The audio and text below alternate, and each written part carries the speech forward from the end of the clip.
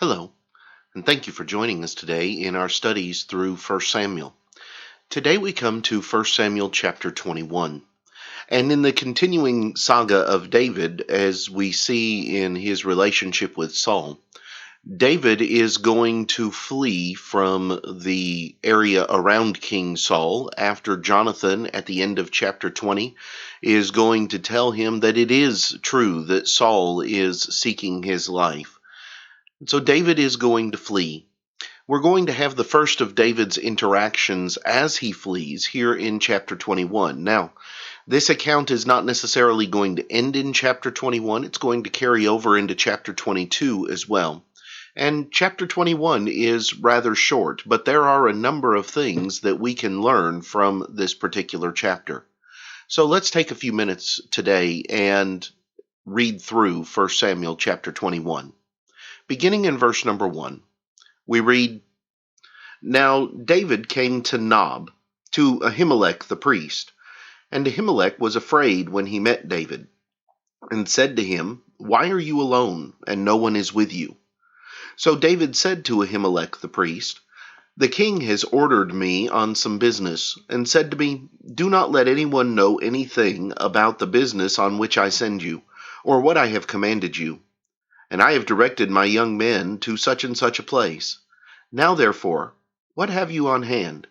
Give me 5 loaves of bread in my hand, or whatever can be found. And the priest answered David and said, There is no common bread on hand, but there is holy bread, if the young men have at least kept themselves from women.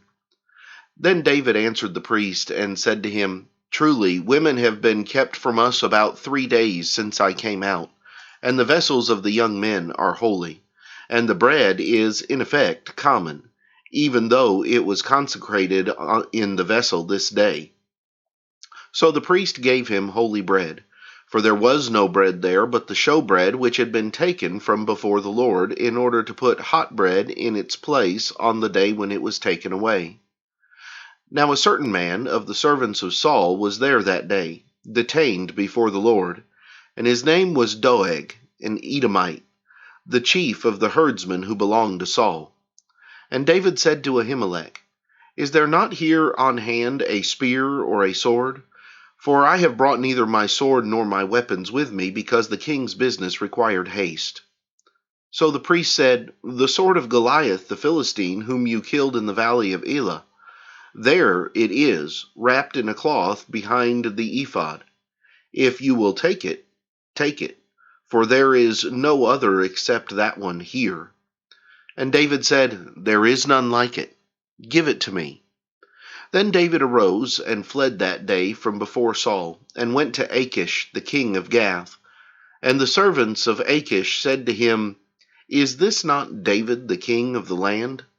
Did they not sing of him to one another in dances, saying, Saul has slain his thousands, and David his 10,000s?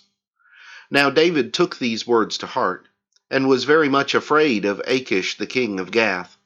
So he changed his behavior before them, pretended madness in their hands, scratched on the doors of the gate, and let his saliva fall down on his beard. Then Achish said to his servants, Look, you see this man is insane. Why have you brought him to me?